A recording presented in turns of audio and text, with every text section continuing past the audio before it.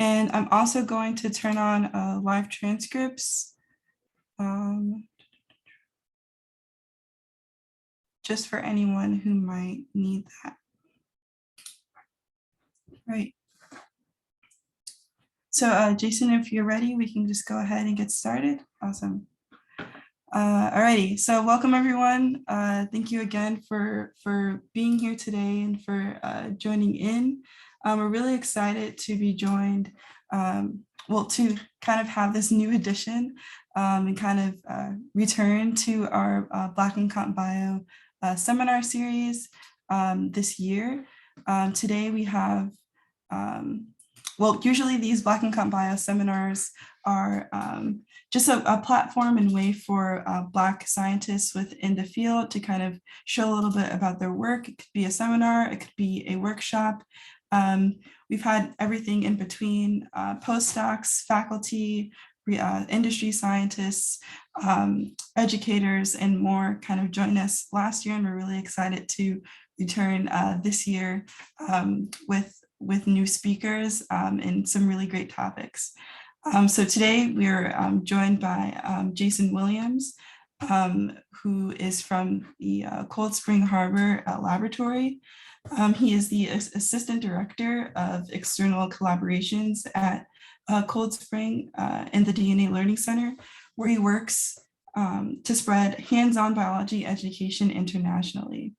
As the Education Outreach and Training Lead for CyVerse, which is the U.S. National Cyberinfrastructure for Life Science, Jason provides training and support to scientists and educators, helping them to leverage the most advanced tools and best methods for research and education in data-intensive biology. Jason organizes, instructs, and speaks at more than a dozen bioinformatics workshops and conferences annually. Additionally, he serves on several committees and boards for projects that advance science and science education, including his service on the steering committee of the Software Carpentry Foundation, where he was chair in 2016, and as an instructor for Software and Data Carpentry, organizations that center around scientists and teaching scientists computational best practices. Jason is co-creator and lead instructor of the Science Institute at Yeshiva University High School for Girls. And we're so excited to be joined by him today, where he'll be presenting Preparing the Next Generation of Computational Biologists. Jason, whenever you're ready, feel free to take it away. All right, thank you so much, Danae, and to everybody in the Black Women in Computational Biology Network. Very excited and thrilled, one, that such a network exists, and two, to have been invited to give a little bit of a seminar. So why don't we get started? I probably have way too many slides, but I have my eye on the clock so that we have time at the end for questions. First, I'll just say, every time I think about it, it's a great time to be a computational biologist. We have so much data, whether that's sequencing, whether that's imaging. There's just so much out there that we can play with. On the other hand, we also have everything from AI and cloud computing. And on top of that, we see in really, really real ways, sorry if that's kind of redundant, but we do see it, cures and solutions that come from this work. Although we know that this last couple of years has been tragic in many ways, it's also been exciting to see the level of work that came together so quickly, and also see in some cases many prominent minority scientists being a part of that. But really in general, it's hard to think of anything exciting happening in biology that doesn't somewhere flow through computational biology. It sounds really snobby to say it, but I think it's true. All of us, all areas of biology really benefit from computational biology. So that's just tremendously exciting, and it's something that keeps me excited, and I think will keep the next generation excited. However, we know that there's a lot of work to do. I think I skipped a slide. Okay, there we go. When we see research and we see headlines about women in general in computational biology, they're underrepresented. We see that there are structural biases that persist even though people are tackling them. And we see that the representation of Black in STEM, that even though that had been making some gains, that it's not doing as good as it could be. And this problem starts early. This is from actually 2020, I believe, with Education Trust, showing that when you look at the enrollment of students at the middle school and high school level in advanced algebra or in advanced placement courses, we see that those disparities persist. And we know that that ultimately translates to the workforce. When we look in the Pew research from 21, that we see that there's still a large gap to fill. So there's a lot of work to do. And I think we're cognizant of that. So the question I asked, and the question I think we all want to ask if you probably come to this thing, is what's my, and I'm going to use the word investment. I don't want to say, how am I going to solve a problem? Because really the word problem and students don't belong together. It's not their problem. It's our problem as the people who have both inherited the system and also have a responsibility as to what we can do. So how can we actually invest? Because let's talk about the positive, how much there is to do and how much we could do in order to help the next generation of computational, all life science students. This is the question that I have to ask in my role. And I'll tell you a little bit about where I'm working and stuff like that, but that's the question I have to ask. So in writing this talk, I thought I'd come up with 4 ways that work for me. I have to admit, right, that this may not be ways that could work for everybody, but I've tried to generalize them. 4 ways that we could invest in the next generation of comp bio students. And in being general, I hope that I've hit on some principles. Maybe some of them will resonate with you, and I'll be excited to hear at the end what you think. How could you apply these if you see the value in them? The very first one I've said is open the doors you have keys for. So everybody's going to have different doors and different keys, but for the ones that you have keys, how are you going to open those doors for the next generation? I'll talk about how we've tried to do this, myself and my colleagues. Work towards efforts that can scale. It's really, really great if you have a success in doing something in your organization, at your college, university, your institute. But I've always thought about how can we help everybody? How can we actually do something that won't be just a one-hit wonder, but something that can be replicated elsewhere?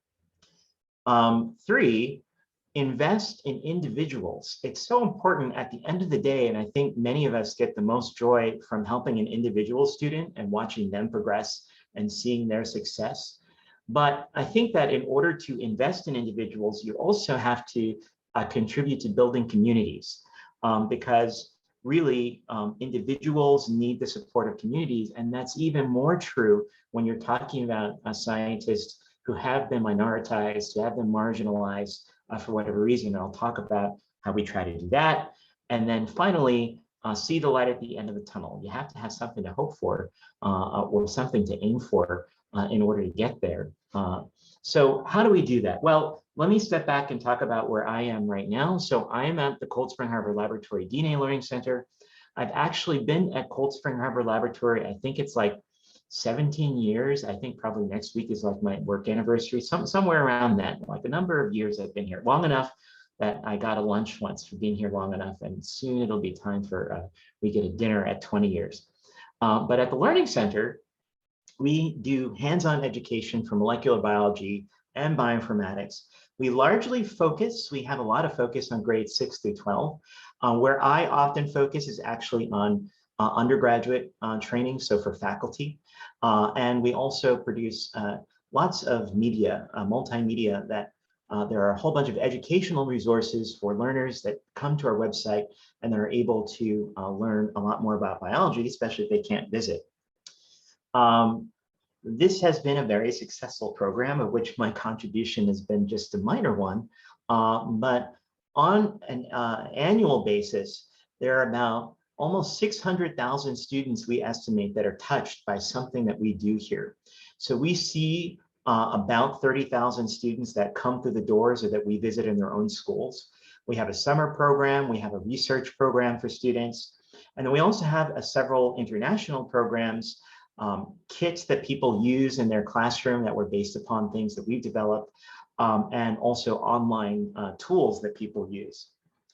This is a quick map around the world some of the places that we interact with or that we actually are quite close to. So the main centers that we all function on are here at Cold Spring Harbor, Dolan DNA Learning Center, starting back in 1988.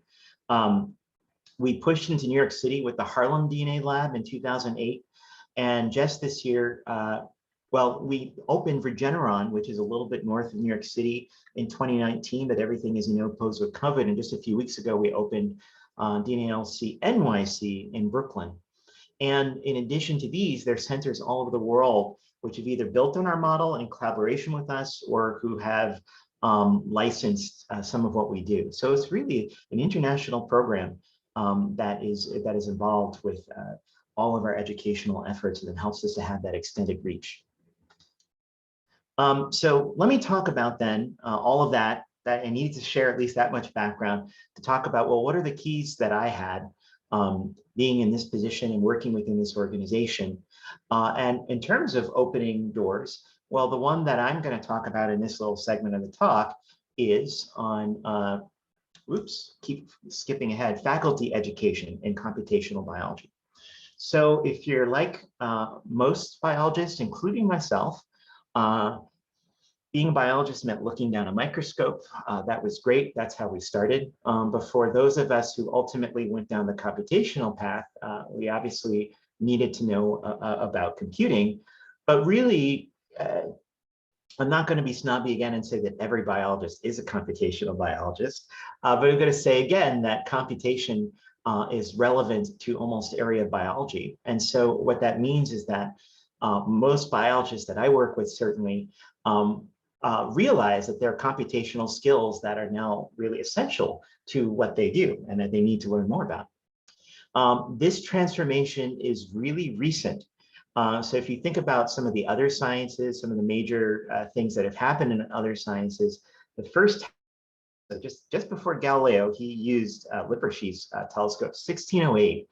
And I just picked a round number. So if you think about one of the first space telescopes, that was 400 years of technological advancement to get sort of the equivalent of looking through a piece of glass to actually having a telescope floating in space.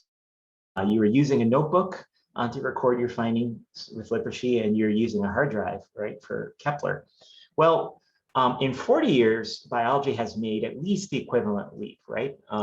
You have the first sequencing, RNA sequencing, actually, in 1960s, 70s, we have the Sanger sequencing.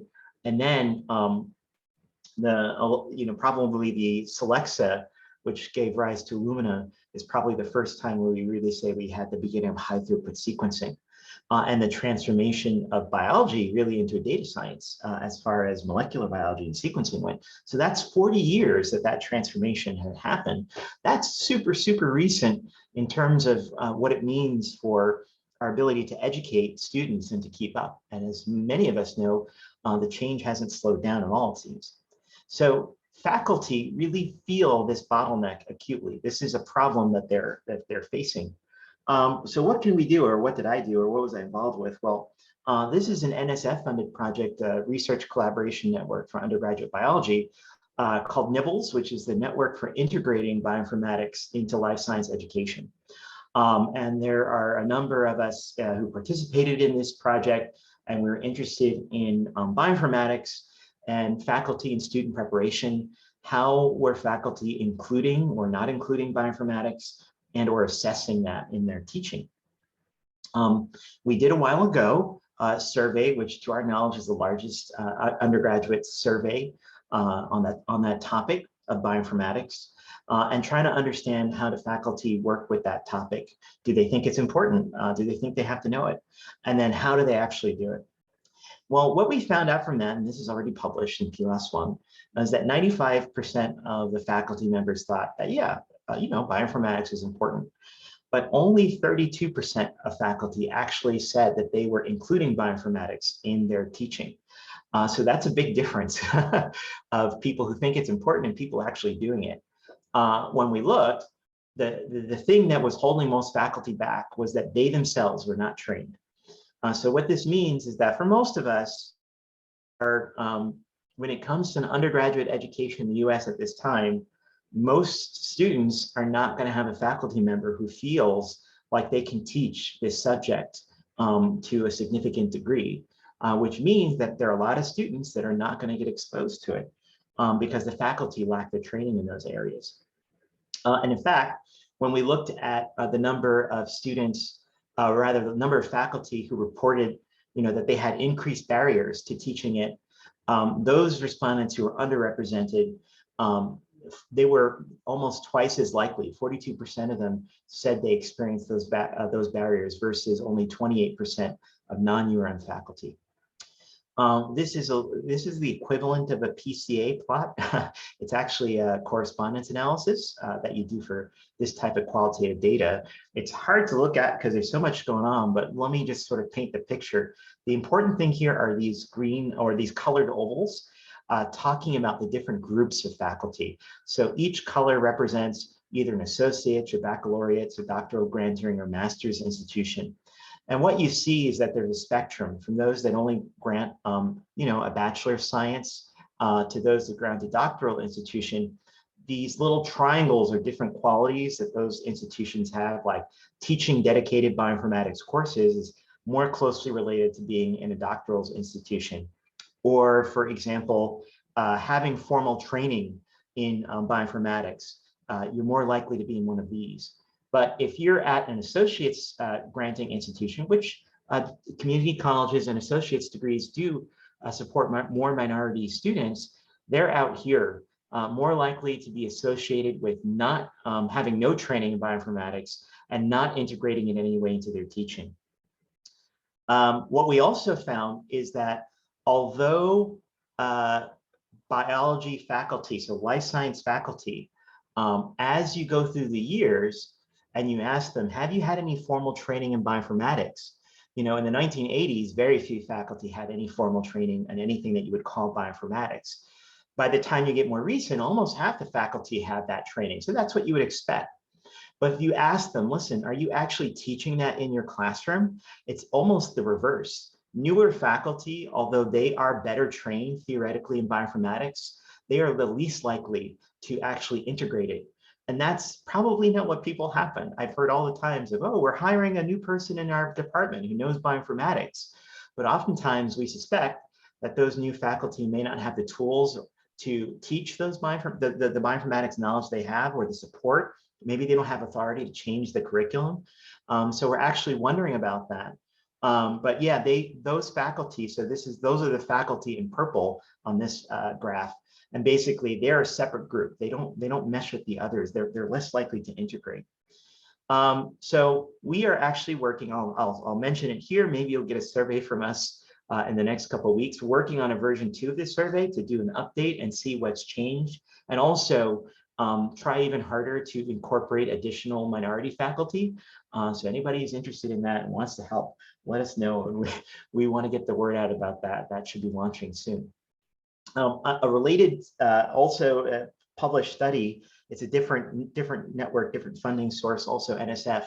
But this is looking at just professional faculty in the life sciences and asking them, where do they find that they have the most need? And that need could be everything from training to cloud computing to HPC, et cetera, et cetera, et cetera. But what we found out is that of the handful of, a dozen or so of needs that we asked them, what's important to your research, training was the most important need across the board. Almost all of the things that they rated highly, in fact, certainly the top 3, were faculty feeling that they don't have the training that they need amongst themselves or their incoming students and colleagues to do some of this. So this has been a big deal. And it's one of the things that we felt, can we fix this? Because if we need the next generation of computational biology to be on their game, they have to have the teachers who feel like they have the confidence to teach that. Well, I can only speak to 2 ways that we've tried to do it. One is this thing that was mentioned in my introduction, CyVerse, which I've been working with for a number of years, which is a really fantastic, if I do say so myself, platform for people to do data-intensive biology and not necessarily need to be an expert. So you don't need to know the command line, although it helps always. There are a lot of services that we provide. One of the things that we made core to this was training. And over the last several years, this starts back in 2010, we've trained more than 3,500 graduate students, faculty, and postdocs all across the country, obviously focused in getting some of these things into their hands. So workshops in bioinformatics and bioinformatics education. And specifically when it came to bioinformatics education, we did and we continue to try to focus that on locating those training sites and working with faculty at minority serving institutions, whether it's MSIs, HSIs, HBCUs, tribal colleges, anywhere where we hope that we can address needs that people want. We're still open for business. In fact, there's so much more I could say about the training that we're doing, but if anybody's interested, I'd love to talk, and maybe we'll do some more training as in-person things start to resume. But the take-home message here for anybody who also might have a key to open a door is that we need to really support our faculty members to better prepare our students. That's the take-home message, that's going to be a critical piece of really preparing the next generation of our students. Okay, so what was number 2? I'm waiting for my mouse to catch up sometimes. I hope that I don't skip it.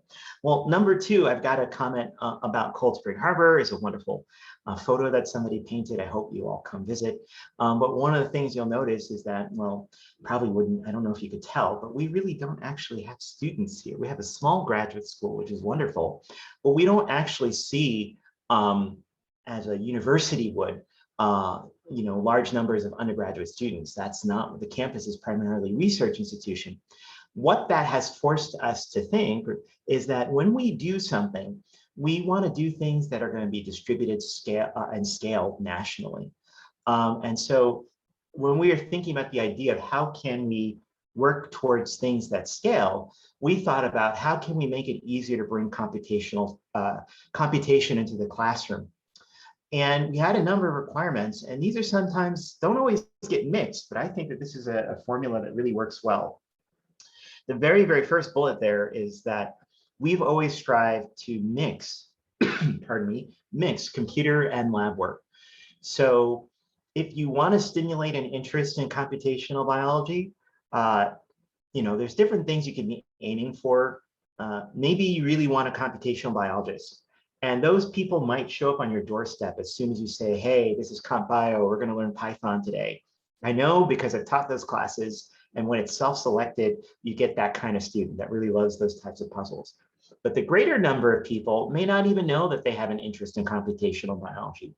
But if you can get them interested by having a wet lab, hands-on thing, and then mixing those things as they naturally mix, it's not foreign to what we do, that certainly brings people in and opens the door wider for people who want to, or may not even know that they like this stuff. And I've seen that many times. The other 3 bullets are important as well. So somebody has to care about the data. We don't want to do experiments, and we don't want to do things. Obviously, there are times we have to do exercise and we have to learn, but how much better is it if we are working on a project where people care about what's going to happen to the data, the students and also scientists? We also think that those projects potentially lead to publication.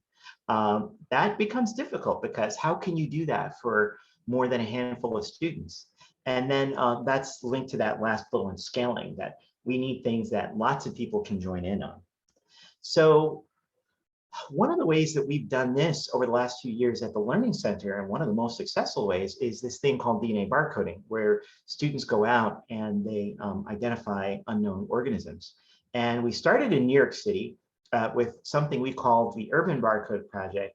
And then we moved to cover all of our region in Long Island. And we also have other subsidiary programs. I won't have time to get into all of the details. But this is a really cool way to do it because it's real science. The students can come with real questions. It can scale very well. There are many different biological concepts, including computational ones, that students can focus on to a greater or lesser degree.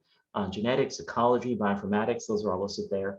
There's the potential for discovery. We've definitely had students discover organisms in places where they were not thought to be, or reveal other mysteries, one of which I'll have time to briefly mention.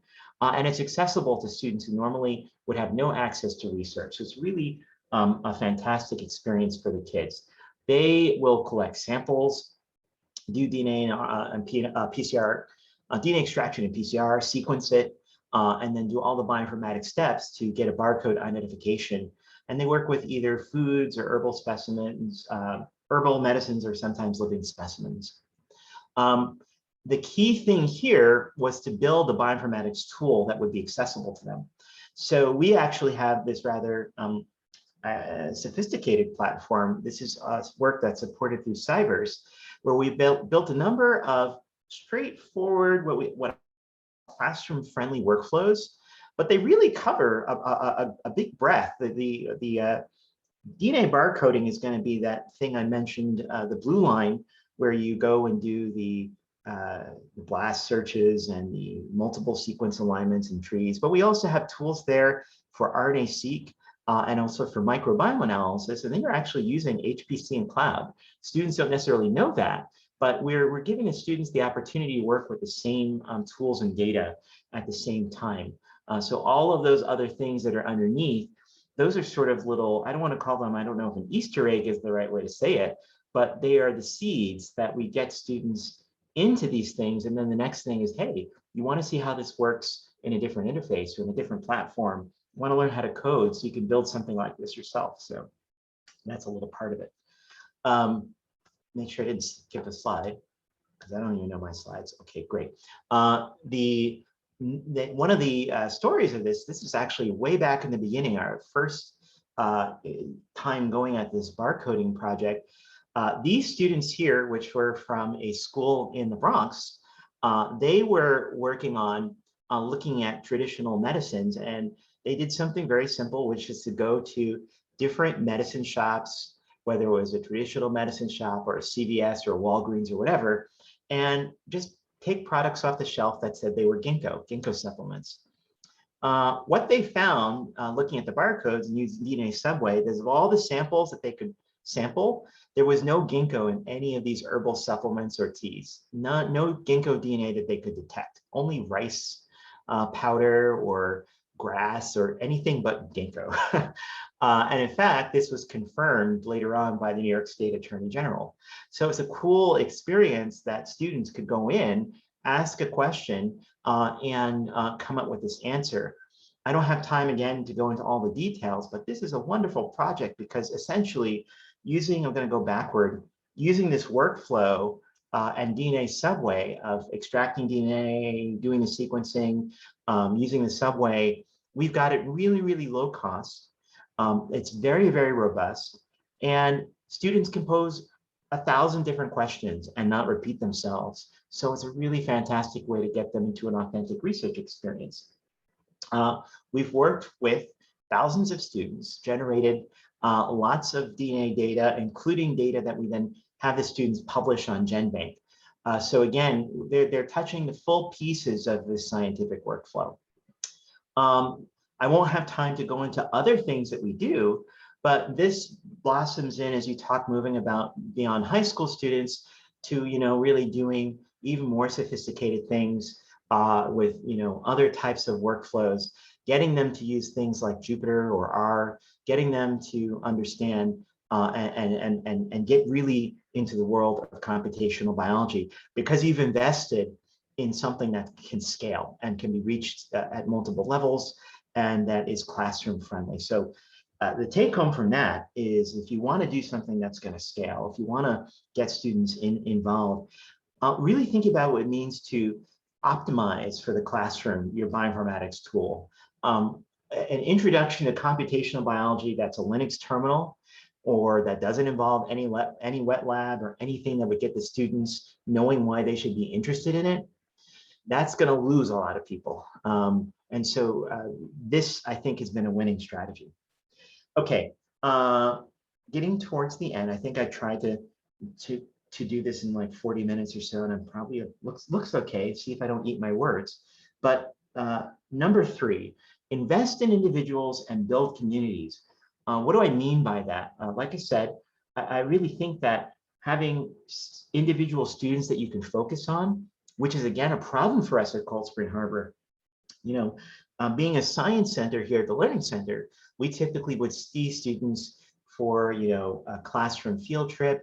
We would see them for a week if they came to do a summer camp, but we really didn't have long-standing relationships with students. They might come year after year and you might get to know a few of them, but we wanted to be able to do something more. And we also know that when it comes to the students that we want to most impact, that comes with more than just the student. It comes with their community, it comes with their family, and engaging all of those things to make sure the student has support. And so what we thought about is building a network and with a vision that's going to be not a field trip, but a 15-year plan. So to do that, what we came up with, let's see if there we go, was this program. So I developed this along with colleagues here a few years back, 2019, and it's called the Science, Technology, and Research Scholars. And what we wanted to do, and this is the first at Cold Spring Harbor, where we had a program and a system that was completely dedicated to underrepresented students. Like that was the focus. And so what we did is we made a combination of this expanded 2-week summer camp where students in high school would come and visit us and work with us. And then we would not stop working with them. And Z, who's the student there pouring a gel at the moment, she's in college now. She's still doing research. We talked last week because she was at our alumni meetup, which we have on a monthly basis. And she's like, okay, I'm ready for this experience, or I need help with my coding, or I want to find a mentor to do this, or it's summertime, so I'll be back at the lab because she has an internship. And we did this in collaboration with faculty from Stony Brook University. There's a number of students. Maybe the key takeaway is that most of them had never visited, despite their theoretically they're geographically close to us on Long Island, but most of them never come to the lab. So that meant that these are people that we were overlooking previously.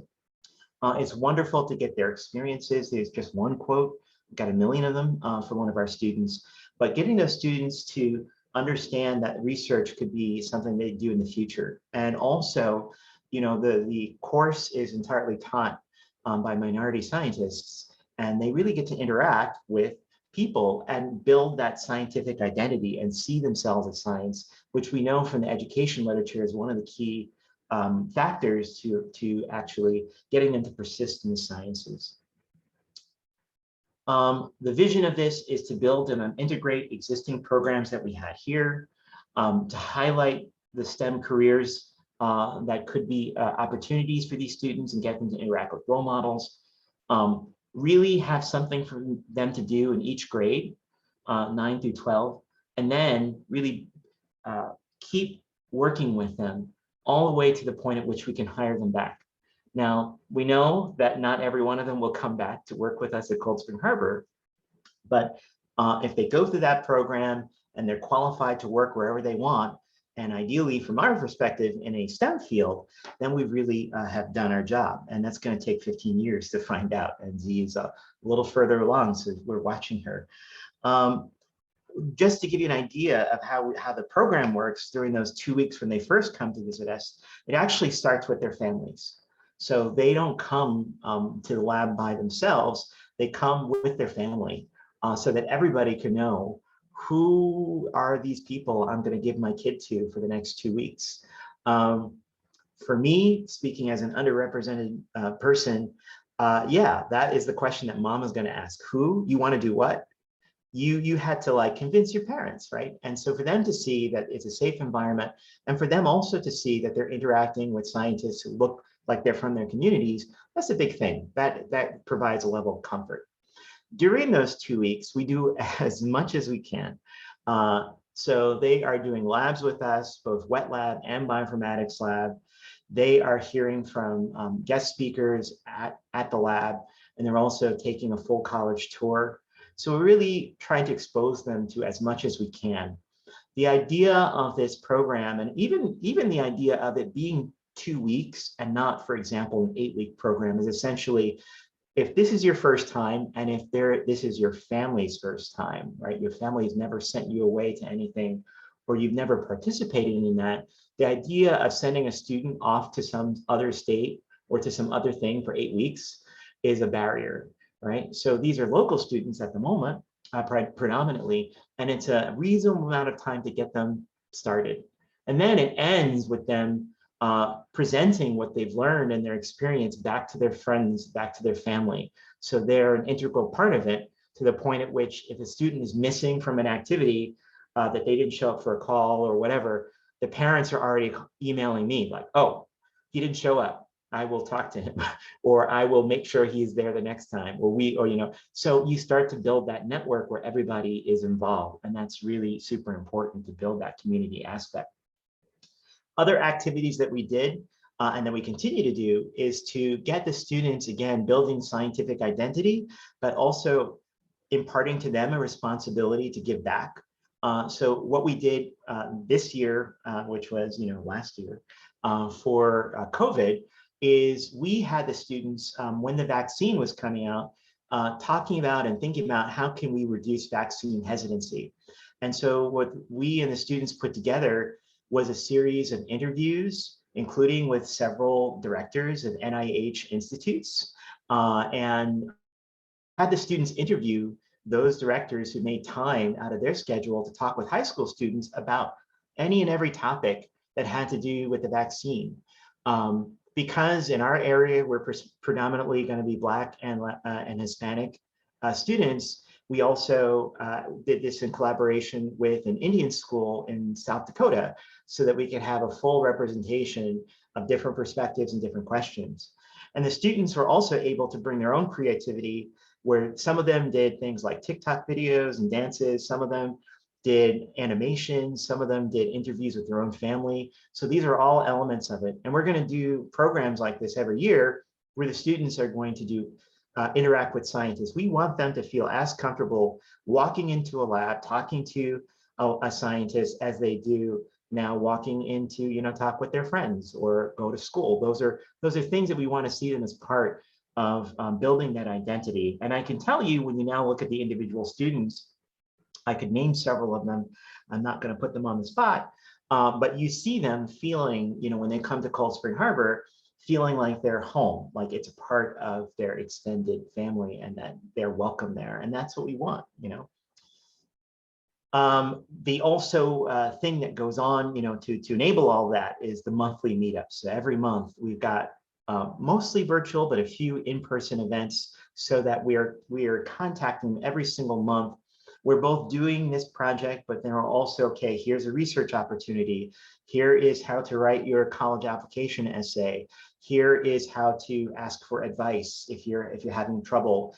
Here's a tutoring opportunity. All of these different things, they have a whole monthly thing where we always, and it's also come and say hi, So it's all of those kinds of things to try to create that sense of community. So the take home from that is that students need long-term mentoring and family community support. So we have to think about, sort of, sometimes people use the term the whole person in order to really bring that person along, because they may not necessarily have that. And even if they do, it may not be that they have a number of scientists. Most of us, I think, do not have a number of scientists in our family who we can rely on and who are role models or who are there to go get advice from. And so this is how we can make sure that they do have that network to fall back on. My last and final is going to be quite short, but this is seeing the light at the end of the tunnel, because I mentioned, when you do some of this work, there are always depressing statistics and figures, but there's also the idea of unrealized expectations. I think if many of us are paying attention, we have been promised many, many things that hasn't been seen yet, right?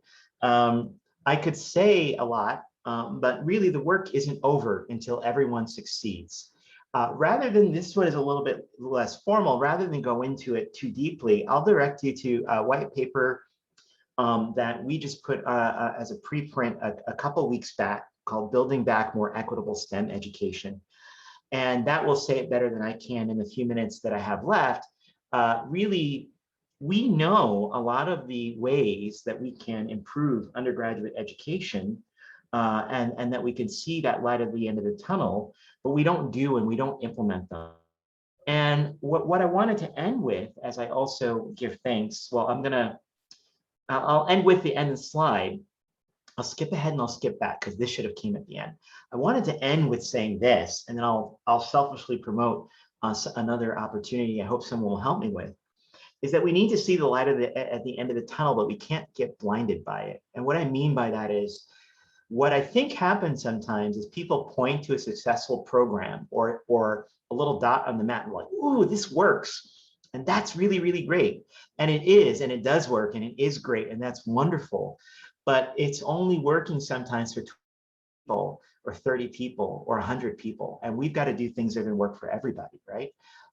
So that's what this paper goes into.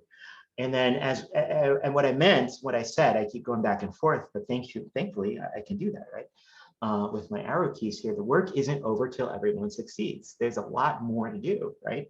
One of the other ways that we're doing it is that we just opened our largest center in downtown Brooklyn, which actually was harder in terms of the logistics and finding the right space and everything like that.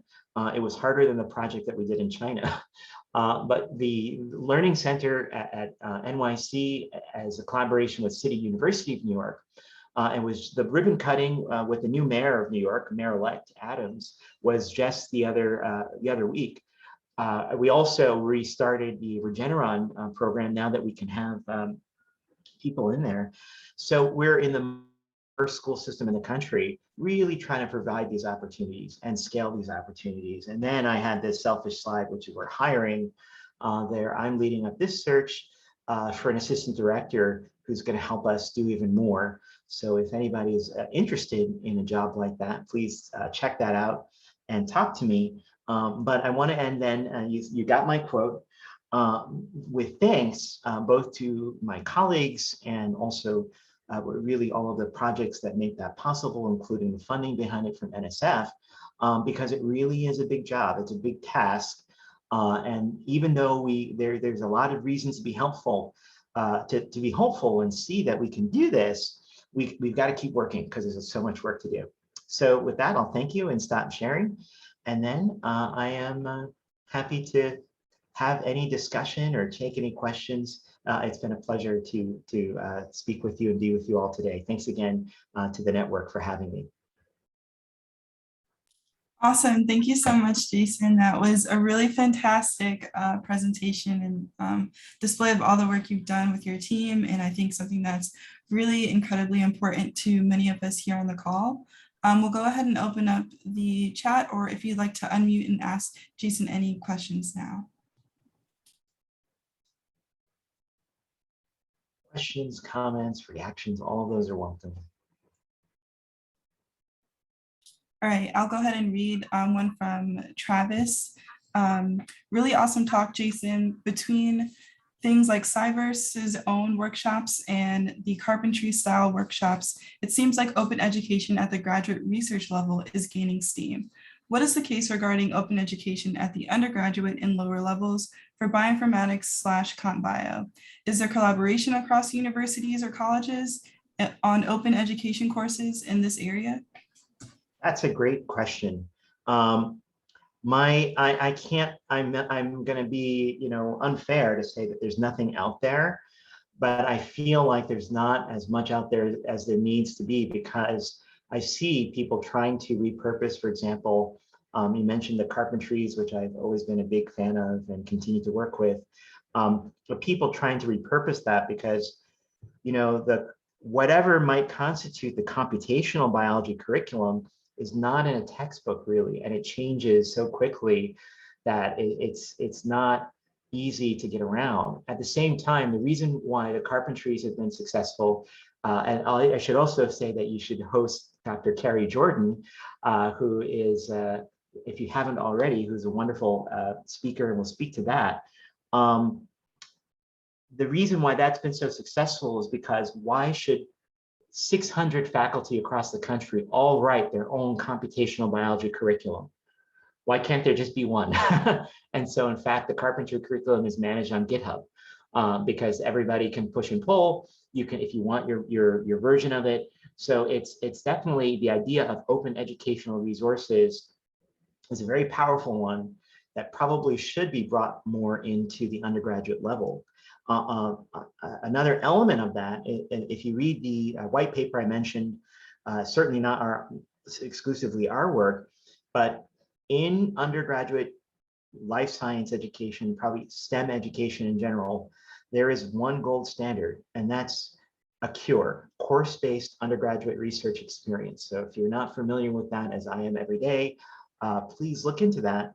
The idea that many groups are trying to do is to build modular units that people could integrate into their undergraduate curriculum. Nibbles, the network I mentioned before, tries to do that so that faculty would have a resource that they could use to start incorporating these things. Obviously, when you get to the level of now teaching an actual elective or minor, the faculty are probably well qualified and don't have any problems doing it. But it's actually very important to get this into the freshman and sophomore year, because those students will have already left STEM by the time they could have taken something like that. So I think there's a lot more work to do. Absolutely. Thank you for that. We have another question from, I'll read Kayla's question first and then whoever's next. Okay. Thank you so much. How did the training education programs evolve with the technology following Moore's law? Example, balancing having students use older sequencing techniques versus the latest and greatest. Yeah, so obviously sequencing technologies will change and will continue to change. I'm having a lot of fun now because we did our first nanopore sequencing camp for high school students, and we actually continue to meet with them. So they're working now in Jupyter notebooks, and we're working towards an assembly of a novel genome as a high school project, right? That's what it should be.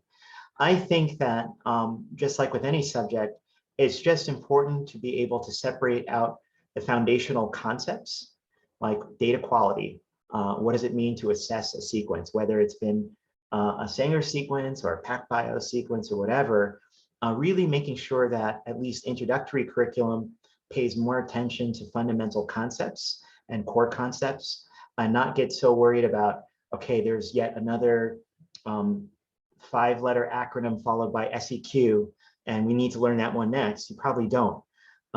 Really focusing on core concepts. And then you'd hope as we start to get towards the senior and now graduate level that what the student learns is directed by an actual research project in which they need to learn that in order to do the research project. It's kind of like when people say, oh, I want to learn to code. I'm like, that's great. I can help you a little bit, but the biggest help I can do is make sure you actually have a problem that you need to solve, because that's how you will learn. So finding that line between theoretical and practice is really good. But for the introductory courses, you can really focus on fundamental concepts, and that's extremely successful. That's a little bit more stable. I think that's, for me, the way to go. Great, thank you. And Yasha has her hand up. Thanks, Janae. Hi, Jason. Thank you. Really lovely talk. I have 2 questions for you. So the first touches a little bit on how to standardize sort of the bioinformatics curriculum, especially at the undergraduate level. I seem to recall the ISCB tried some core competency framework with suggested courses, sequence, and resources. I haven't seen any of that lately. Did it ever gain traction, or has it been an abandoned effort? So the core competencies, I think, were probably more not as focused on the undergraduate level, although they could apply to some extent. We published for Nibbles, we do have another publication that came around at the same time, the survey, where we published a set of recommended competencies for undergraduate biology, which I hope should be easy to find. If I have time, I can throw it in chat, but if you Google undergraduate biology core competencies, they were called bioinformatics core competencies. So not necessarily, it depends on who you're talking to and what you're talking about, whether it's bioinformatics or comp bio or bio data science, whatever gets you funded on that grant title. But having some type of framework is really important. Maybe not so much for an individual lecturer, an individual faculty member, but I think it's very informative for the department as they try to think about what are the sequence of opportunities that they can give and what can they give to their students, because every group of faculty and their resources are going to be different. On the one hand, computational stuff is beautiful because it could be very low cost, and it could be done, without necessarily as much specialized resources as a really, if you're a biochemist, right?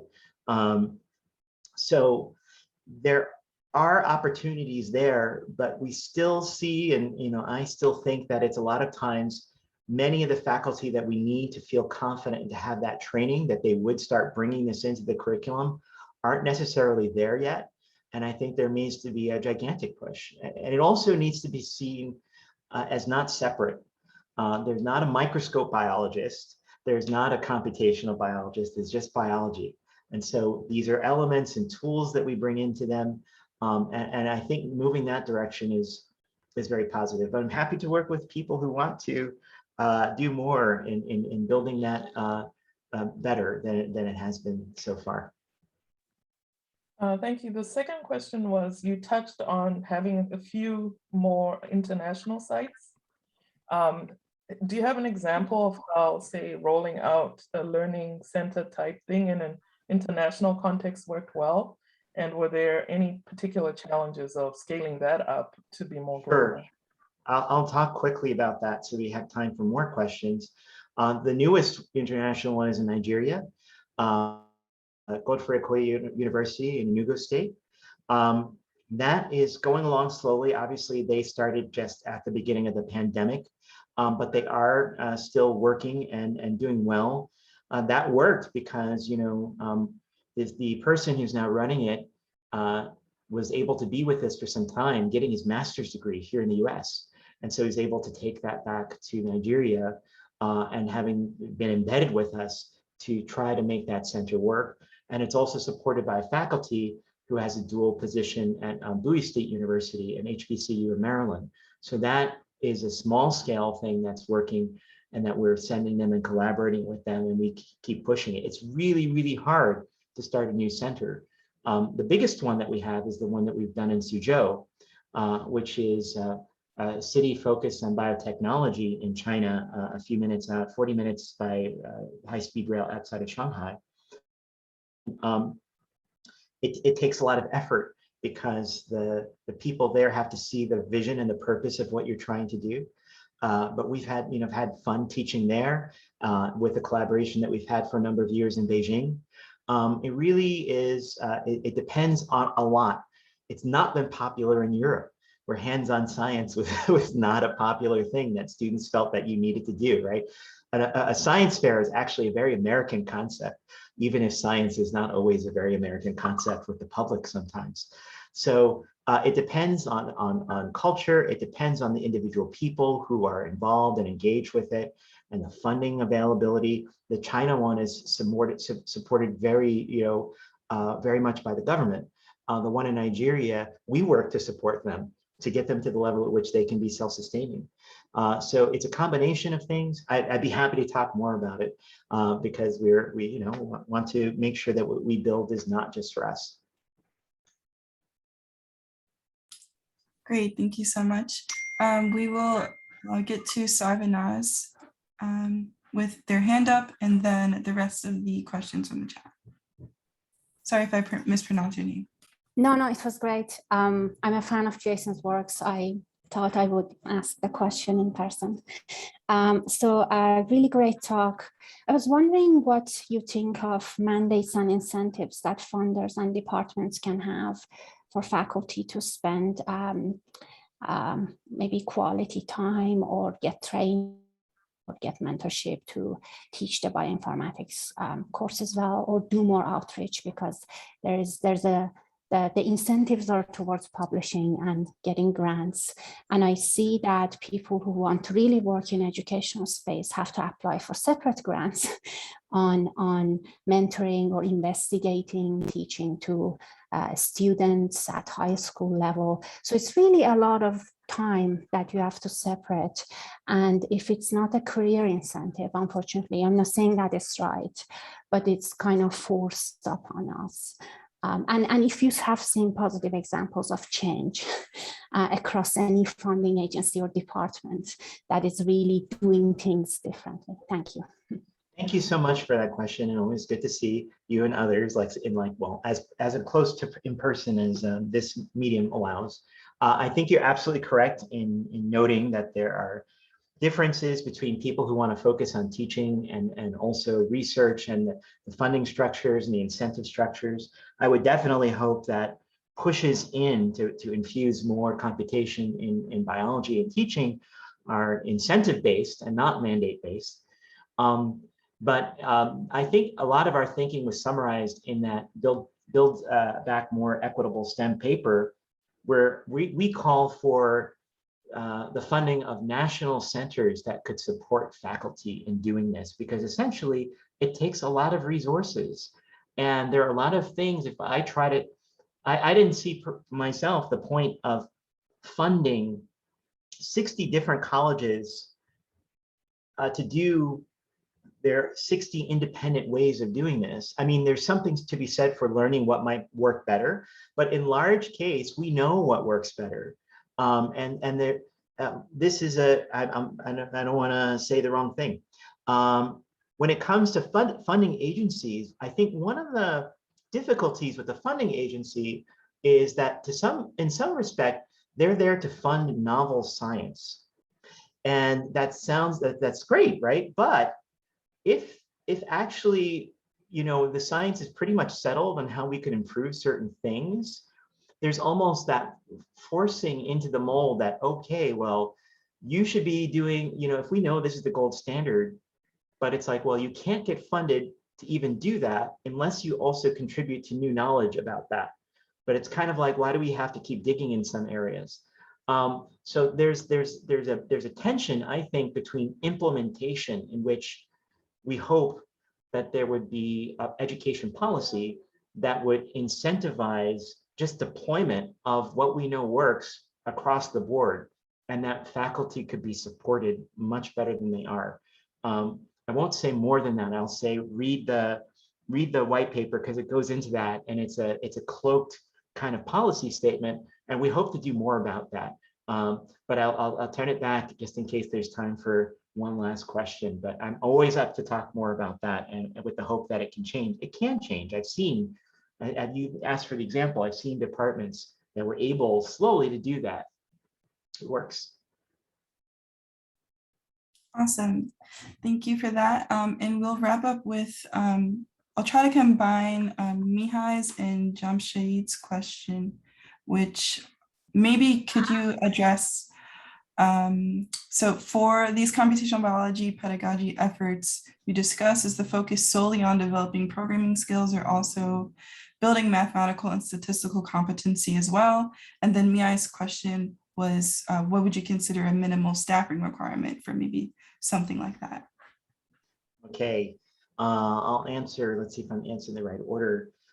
Yeah, obviously, for our students to really be able to succeed, they are going to have to think about developing some level of statistical and mathematical literacy that goes with it. What I would say is that there are actually, I think even within data science, there's differentiation happening, where, okay, there's the idea of data scientist. But to be honest, right, somebody who has that title doesn't need to spend all of their time developing new algorithms. Actually, what will happen, and what I see frequently, is that people have taken a whole bunch of data science, and they know that, but actually what they really spend most of their time are things like data cleaning, or they need to know how to set up a database, or they actually need to know how to work on AWS.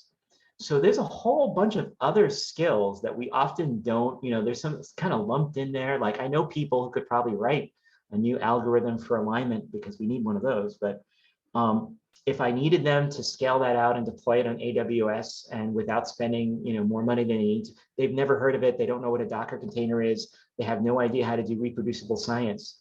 So there's a broad space that's actually differentiating, because nobody can know everything. But there will be, not every single student that is a computational biology biologist that we should mint is a computational biologist PhD. There will actually be a lot of great and interesting jobs that are not that. And so math and stats literacy needs to go along in that, but it's not, to the nth degree. There's different combinations that we should be considering because there's different job opportunities and different things that people will be interested in. In order to do, depending on what it is you talked about replicating for the other question, to one extent, yeah, you could have one person who's super keen on doing this type of outreach. They'll eventually burn out. So, you could do some of this stuff for a little bit of time for a small amount of people. At the Learning Center here, we're a staff of, almost 30 people that contribute in one way or another. To do something minimal, you're talking probably about a small team of 2 or 3 people, but use the resources that you have and, try to figure out what's manageable. What I would say, even more important than asking how many people do you need, is how many people can you fund? Because we write grants and we also generate income. So we're not a charity. We actually have a balance that means when the budget contracts because of COVID or something, or a grant is over, we won't disappear. So actually thinking about how can you create an effort of outreach that's sustainable, that might actually be the question that targets you towards a number if it was me making a plan. Well, thank you so much. This was so incredibly informative. And I know there are many more questions in the chat and we all have many more things to ask. But if you have any more questions, feel free to reach out to Jason. Thank you so much. There's so many of us on the board in so many different sectors that this talk was incredibly helpful for. So if you also found this talk to be helpful, feel free to follow us on Twitter or visit our webpage where you'll find the recording for this. You could donate to the Black Women in Computational Biology Network, or you could sign up for our next one, which is actually going to be in 2 weeks. But thank you so much. This was awesome. And we're so glad that we were able to host you today. Thanks so much for the invitation. And yes, please reach out. Really a pleasure to be here. Thank you. Thank you.